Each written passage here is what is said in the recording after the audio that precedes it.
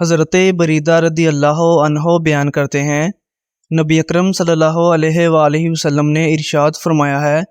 میں نے تمہیں قبروں کی زیارت کرنے سے منع کیا تھا، اب تم ان کی زیارت کیا کرو۔ اس حدیث کو امام مسلم رحمۃ اللہ علیہ نے روایت کیا ہے۔ ایک روایت میں یہ الفاظ ہیں،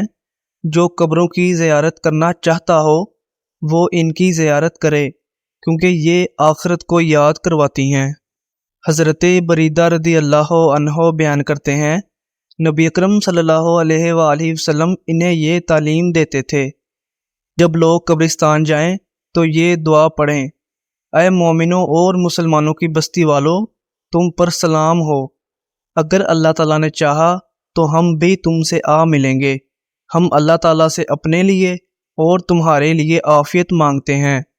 اس حدیث کو امام مسلم رحمۃ اللہ علیہ نے روایت کیا ہے۔ حضرت ابو ہریرہ رضی اللہ عنہ بیان کرتے ہیں،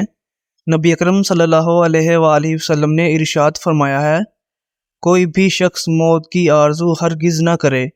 اگر وہ نیک ہوگا تو اس کی نیکی میں اضافہ ہوگا، اور اگر گناہگار ہوگا تو شاید توبہ کر لے۔ حضرت انس رضی اللہ عنہ بیان کرتے ہیں، نبی اکرم صلی اللہ علیہ وآلہ وسلم نے ارشاد فرمایا ہے، کوئی بھی شخص کسی نازل ہونے والی پریشانی کی وجہ سے موت کی آرزو کبھی نہ کرے، اگر اس نے ضرور ایسا کرنا ہو تو یہ ہے، اے اللہ، جب تک زندگی میرے حق میں بہتر ہے مجھے زندہ رکھ، جب موت میرے حق میں بہتر ہو تو مجھے موت دے دے۔